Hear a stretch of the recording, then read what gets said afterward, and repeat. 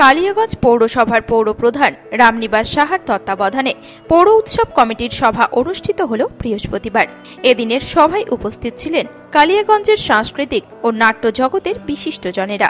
বিশেষত উত্তর দিনাজপুর জেলার কালিয়াগঞ্জের সাংস্কৃতিক চর্চার সঙ্গে যুক্ত কচিকাঁচাদের তুলে ধরতেই বিগত কয়েক বছর ধরে কালিয়াগঞ্জ পৌরসভার উদ্যোগে পৌর উৎসবের আয়োজন করা হয়। প্রতি বছরের ন্যায় এবছরও আগামী 5 থেকে 10 জানুয়ারি কালিয়াগঞ্জে অনুষ্ঠিত হতে চলেছে পৌর উৎসব।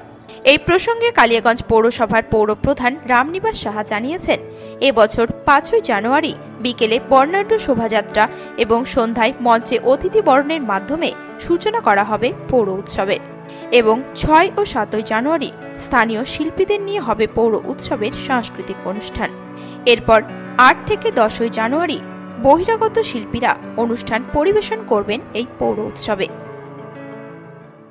আজকে প্রত্যেকবারে নাই, এবারও আমরা চিন্তা ভাবনা নিয়েছি যে আমরা পৌর উৎসব করব। পৌর উৎসবটা আগে বছরও হয়েছিল, তার আগে বছরও হয়েছিল, শুধু করোনাতে 2 বছর বন্ধ ছিল, কিন্তু এবার আমরা একটু লেট হয়ে গেল। এটা আমাদের প্রোগ্রামটা জানুয়ারিতে চলে গেল। 5 থেকে 10 তারিখ অবধি আমাদের প্রোগ্রাম হচ্ছে। আর সে প্রোগ্রাম আমাদের এখানটা যারা একটা কালিয়াগঞ্জ শহর কালচারাল শহর, সেই হিসাবে আমরা যেগুলা ছোট ছোট শিশু বাচ্চারা আছে নিজের প্রতিভা প্রকাশ করার জন্য একটা মঞ্চ আমরা তৈরি করে দিই। ওই মঞ্চ থেকে ওনারা নাচ গান আবৃত্তি এবং বিভিন্ন ধরনের খেলাধুলার মাধ্যমে কুইজ মাধ্যমে ওনারা একটা স্টেজ পায়।